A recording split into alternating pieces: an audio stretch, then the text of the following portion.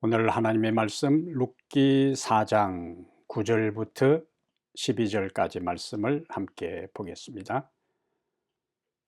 보아스가 장로들과 모든 백성에게 이르되 내가 엘리멜렉과 기럯과 말론에게 있던 모든 것을 나오미의 손에서 산 이래 너희가 오늘 증인이 되었고 또 말론의 아내 모압 여인 룻을 사서 나의 아내로 맞이하고 그 죽은 자의 기업을 그의 이름으로 세워 그의 이름이 그의 형제 중과 그곳 성문에서 끊어지지 아니하게 하매 너희가 오늘 증인이 되었느니라 하니 성문에 있는 모든 백성과 장로들이 이르되 우리가 증인이 되나니 여호와께서 네 집에 들어가는 여인으로 이스라엘의 집을 세운 라헬과 레아 두 사람과 같게 하시고 네가 에브라스에서 유력하고 베들레헴에서 유명하게 하시기를 원하며 여호와께서 이 젊은 여자로 말미암아 네게 상속자를 주사 네 집이 다말이 유다에게 낳아준 베레스의 집과 같게 하시기를 원하노라 하니라. 아멘.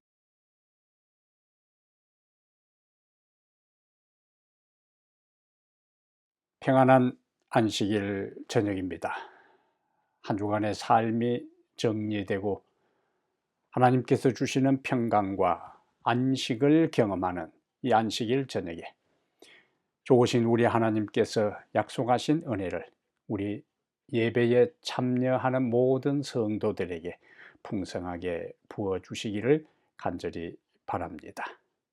오늘은 룻기 4장 9절부터 12절을 본문으로 해서 은혜는 돌고 돈다, 은혜는 돌고 돈다, 이런 제목으로 하나님 말씀을 함께 살펴보겠습니다. 어린 시절 우리 동네 입구의 방앗간에는 물레방아가 있었습니다.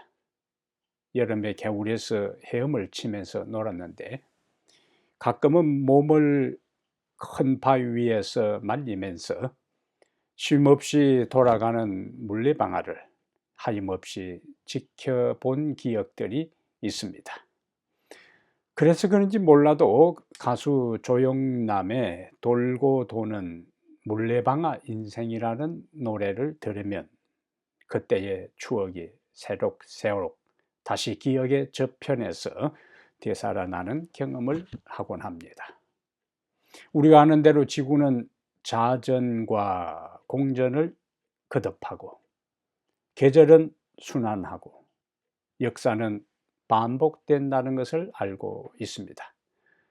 그런데 오늘 본문 9절과 10절에도 돌고 도는 한 진리를 우리에게 보여주는데 그것이 무엇인지를 함께 살펴보겠습니다. 9절과 10절에서 우리에게 알려주는 돌고 도는 한 진리, 첫 번째, 은혜를 베풀면 다시 돌아온다. 은혜를 베풀면 다시 돌아온다. 은혜를 경험한 사람이 또 은혜를 베풀 수가 있어요. 물론 개중에 은혜를 경험해도 은혜를 베풀지 않는 사람도 있지만 정상적으로 은혜를 참으로 경험한 사람은 받은 바 그 은혜를 또 다른 사람에게 그리고 하나님께 갚는 경우들이 많습니다. 지난 시간에 봤던 것처럼 보아스보다 더 가까운 기업 물을 자는 그 권리와 의무를 포기하지요. 자기가 룻과 결혼하고 나오미의 손에서 그 기업을 사게 되면은 자기 기업에 손해가 있을까 하여 포기하고 자기 신발을 벗어서 보아스에게 주는 장면까지 우리가 함께 살펴보았습니다. 자, 그러자 보아스는 타작마당에서 룻에게 약속한 대로 3장 13절에 타작마당에서 보아스가 룻에게 약속한 대로 장로들과 모든 사람 앞에서 두 가지를 서약합니다. 첫 번째는 나오미의 땅을 사서 그 기업을 되돌려 주겠다. 두 번째는 모압 여인 룻을 아내로 맞이하겠다 하는 것을 사람들과 장로들 앞에서 서약을 하게 돼요. 사실 보아스는 보아스보다 더 가까운 그 친족 기업 물을 자처럼 자신이 책임을 이행하게 되면은 자기 기업에 손해가 될 것인가 아닌가 이해타산적으로 계산하지 않았어요. 하나님의 율법에 명시된 대로 그는 자신에게 주어진 권리와 의무를 즐겨 적극적으로 수용하고 그것을 이행하는 사람이 바로 보아스였습니다. 그러면 우리가 여기서 한 가지 던질 질문이 있습니다. 첫 번째, 기업 물을 사람은 자기 기업에 손해가 있을까 하여 바로 포기했는데, 보아스가 이 모든 자신에게 주어진 역할들을 전혀 감당할 수 있었던 배경을 좀 생각할 필요가 있습니다. 무엇이, 어떤 동기와 어떤 요인이 보아스로 하여금 전혀 나오미의 손에서 기업을 사고 그리고 룻과 결혼하려고 공개적으로 자신의 결심을 밝힐 수 있었는가? 첫 번째 생각할 수 있는 것은 그는 먼저 은혜를 경험한 사람이다 하는 것입니다. 은혜를 경험한 사람이 은혜를 베풀 수가 있어요. 우리는 마태복음 1장 5절에서 보아스가 누구인가, 누구의 아들인가? 보아스는 여리고의 기생 라합과 그리고 가나안 정탐꾼 중에 한 사람, 가나안 정탐꾼 중에 한 사람으로 알려진 살몬의 아들이었습니다. 이런 가정 배경을 염두에 두고 보면은 보아스가 성장할 때에 그는 사람들에게, 주변 친구들에게 많은 따돌림을 받았을 것이라는 것을 우리가 짐작할 수가 있습니다. 자기 어머니가 누구라고요? 그 여리고의 기생 라합이 보아스의 어머니였어요. 이스라엘 백성들에게 있어서는 참 좋지 못한 가정 배경을 가지고 있는 사람입니다. 이러한 상태에서 어린 시절을 보내고 성장했기 때문에 정상적으로 일반적으로 우리가 기대할 수 있는 것은 보아스가 사람들 사이에 유력한 자로서 영향력을 행사할 수 있는 사람으로 성장하기는 쉽지 않은 환경이었습니다. 그러나 우리는 앞부분에서 봤던 것처럼 베들레헴의 유력한 자라고 보아스를 소개하고 있어요. 좋지 못한 배경, 여리고의 기생을 어머니로 둔 보아스가 베들레헴의 유력한 자가 될 수 있었던 것은 전적으로 무엇이라고요? 하나님의 은혜였다. 보아스는 하나님의 은혜를 어린 시절부터 주변 사람들에게는 이런저런 편견 그리고 질시와 그리고 조롱의 대상이 되었겠지만은 하나님께서 보아스의 인생에 은혜를 베풀어 주셨기 때문에 그는 성공하여 베들레헴의 유력한 자로 자리매김할 수 있었어요. 이렇게 은혜를 경험했기 때문에 룻이 자기 밭에 이삭을 주우러 왔을 때에도 함께 식사를 하게 하고, 그리고 다른 밭에 가지 말고 추수가 끝날 때까지 자기 밭에 와서 보리 이삭을 줍게 하고, 그리고 주변 사람들이 함부로 룻을 대하지 못하도록 주변 사람들에게 경고하고, 그리고 돌아갈 때는 더 많은 양식을 가져가도록 배려한 이 모든 것이 룻에게 이렇게 다른 사람이 생각할 수 없을 정도로 많은 은혜를 베푼 것은 그가 먼저 하나님께로부터 한량없는 은혜를 경험했기 때문에, 받았기 때문에 그 받은 바 은혜를 지금 은혜가 필요한 헤세드, 하나님의 은혜가 절대적으로 필요한 룻에게 그가 베풀고 있었다 하는 이야기지. 단지 그때는 그냥 보리를 더 많이 그가 이삭을 주어서 시어머니를 복양하고 또 생계를 유지하는 데 지장이 없도록 할 그 정도였지만, 그러나 이제는 그를 아내로 삼아서 그에게 더 큰 은혜를 베푸는 것으로 나아가는 것을 볼 수 있습니다.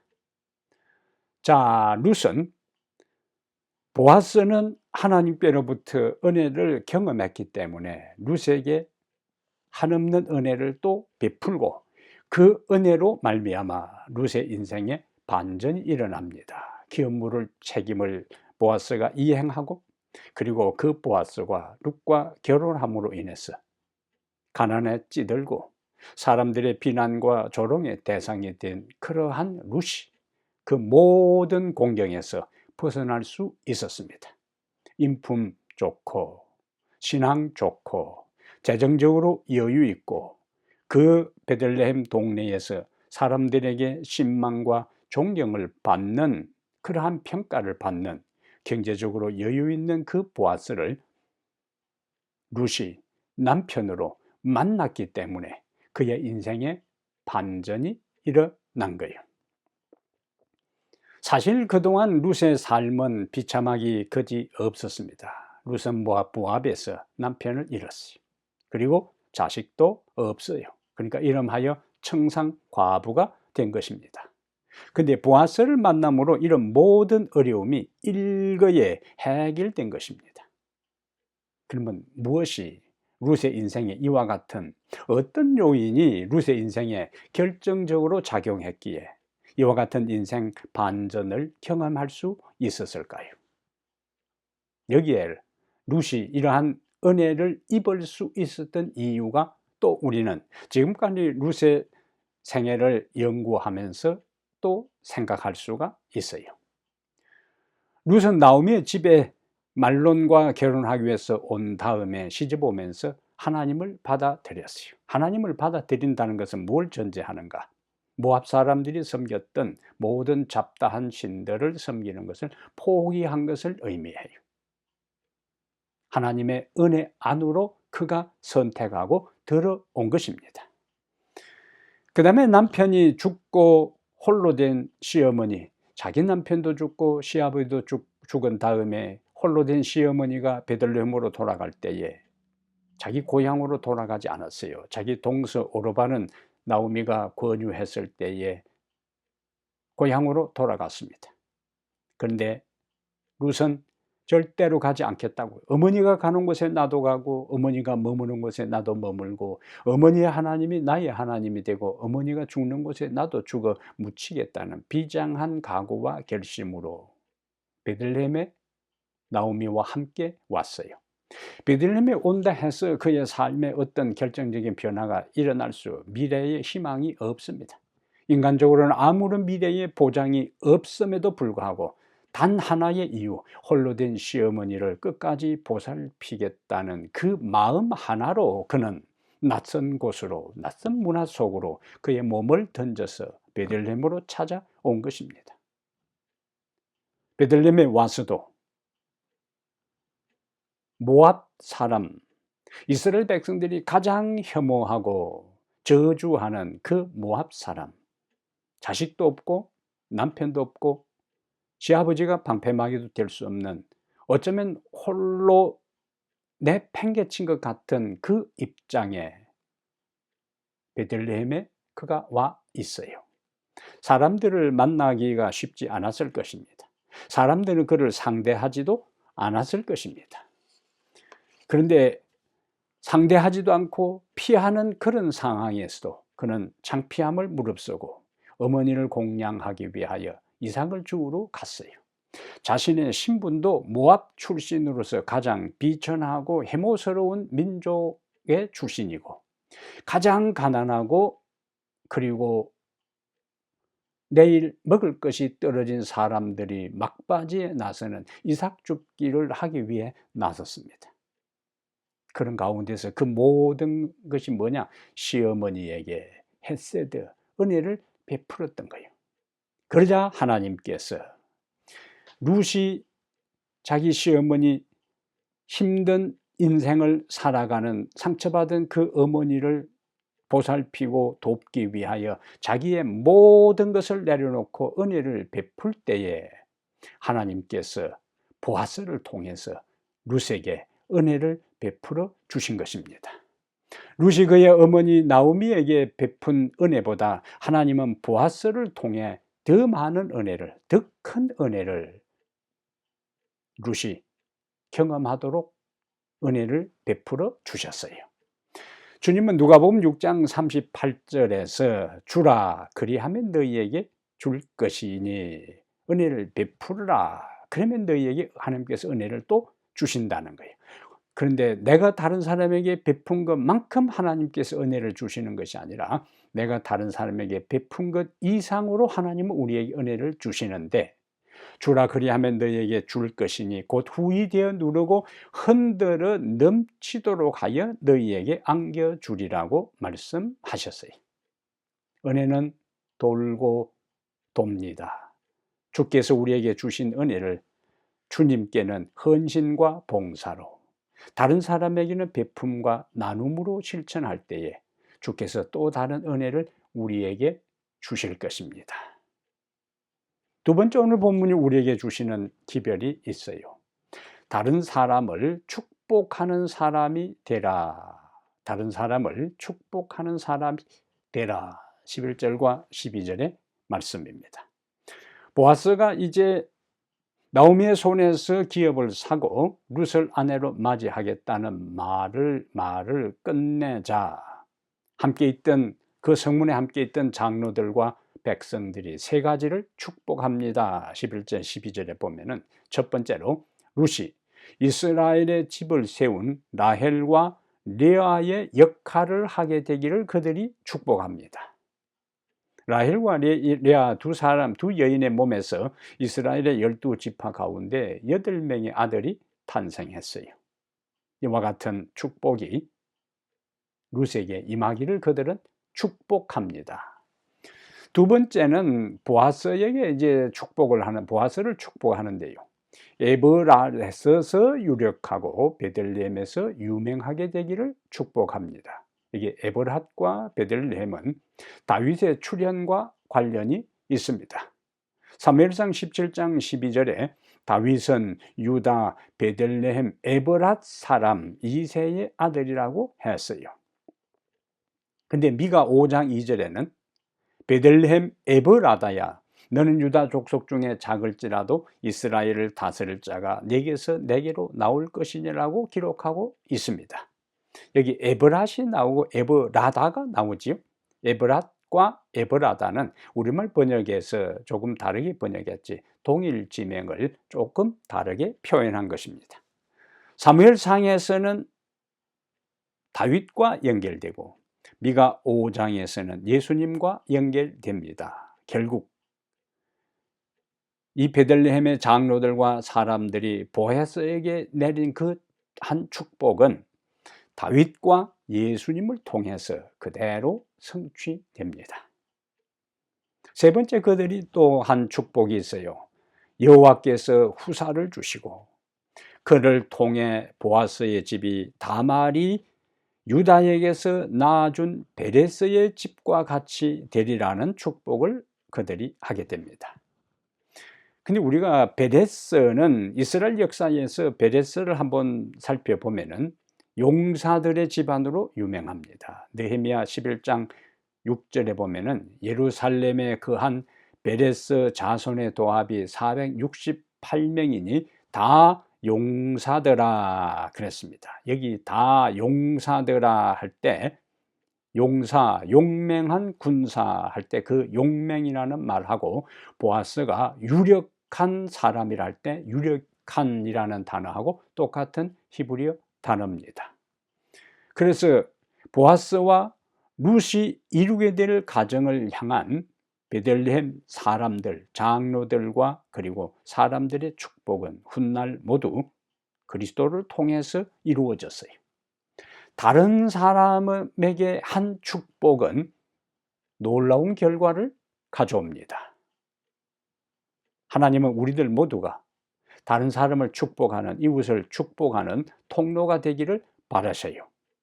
그 축복의 내용을 조금 더 다른 각도에서 살펴보겠습니다. 민수기 6장 22절부터 26절에 제사장의 축복의 말씀이 있는데요. 이 말씀은 제사장 아론과 그의 아들들에게 주신 말씀이지만은 신약시대에 와서 베드로전서 2장 9절에 우리 모두가 다 신약시대에는 제사장이야. 예수님 믿는 사람들이 다 제사장들이잖아요.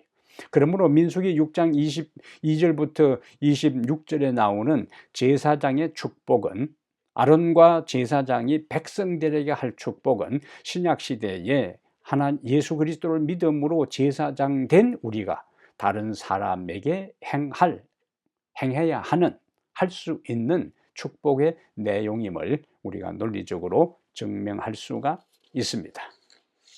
하나님은 우리가 다른 사람에게 축복하기를 원하고 우리가 축복을 받기를 원하시는데, 민수기 6장 22절부터 26절에 보면은 6장 24절과 25절에 원하며 26절에 원하노라, 세 번이나 하나님께서 인간이 축복받기를 원하노라고 연속하여 말씀한 것을 볼 수가 있어요.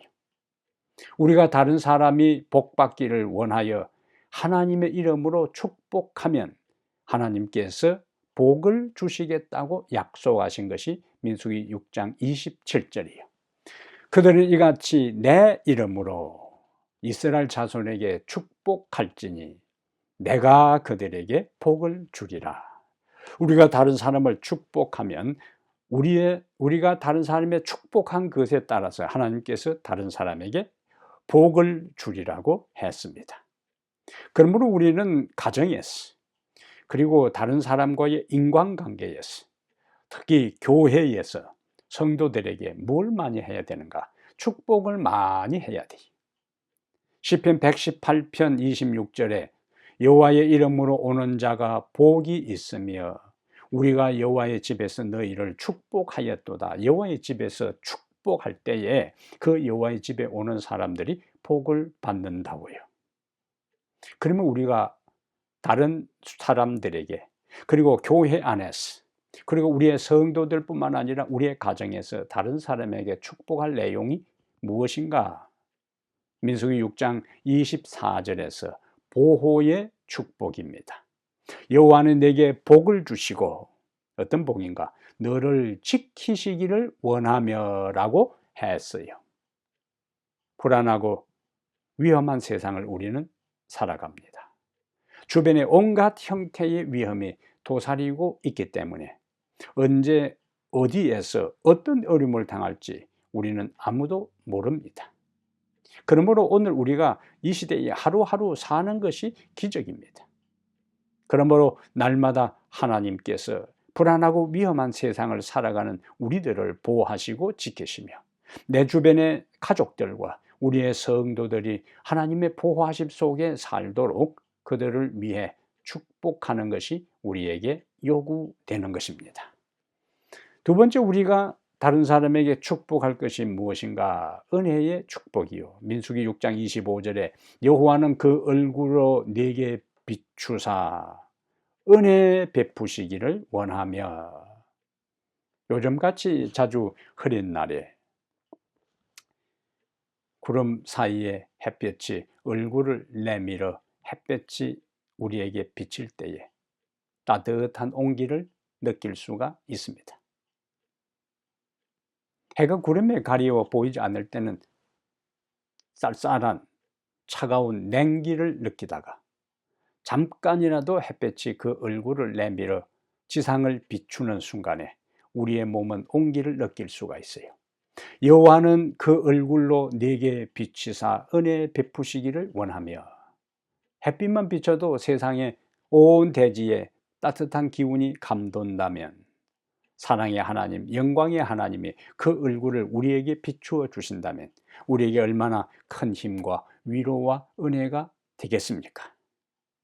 그분의 은혜가 우리에게 임할 때에 죄인된 자가 의인이 될 수가 있어요.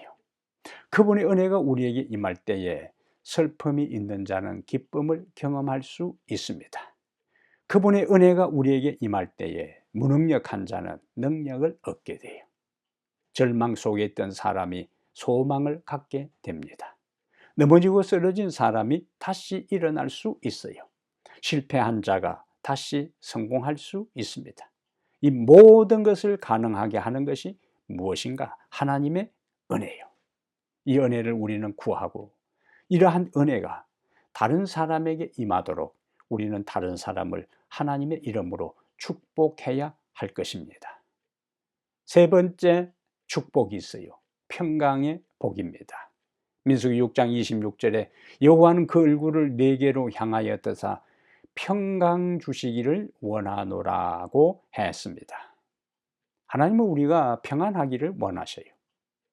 부활하신 예수님이 두려워 떨어 그 문을 닫고 숨어 있는 제자들에게 나타나서 제일 먼저 하신 제1성 너희에게 평강이 있을지어다. 평강이 있을지어다 라는 말씀 자체는 그들이 지금 불안하고 초조한 가운데 있다는 거예요. 염려하고 근심하고 있다는 거예요. 그래서 하나님께서는 예수님은 그들에게 너희에게 평강이 있을지어다 라고 말씀하셨어요. 예수님이 주시는 평강은 환경을 초월하는 평강입니다. 왜냐하면 예수님이 제자들과 함께 지상생애 하실 때에 갈릴리 바다를 건너가시는 장면 우리가 알잖아요. 풍랑이 일고 바람이 불고 폭풍이 몰아치고 번개가 내리치고 내성병력이 울릴 때에 제자들은 두려움과 공포 속에 있는 가운데서도 예수님은 고물에서 베개를 베시고 평안히 주무셨어요. 예수님이 가진 평강은 환경을 초월하는, 환경에 지배받지 않는 그러한 평강입니다.